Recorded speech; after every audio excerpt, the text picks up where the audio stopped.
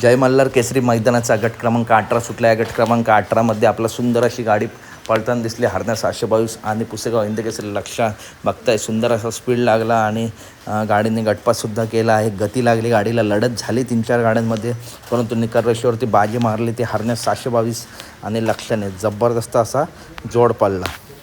तर मित्रांनो बघितलं आज हिंदकेसरी जोड एकत्र आला. लक्ष आणि हरण्या 722सुद्धा भरपूर दिवसांनी आज मैदानात आपल्याला दिसला. मित्रांनो हरण्याचे मालक हेमंतदादा असतील, त्यांच्याशी मागे बोललो होतो.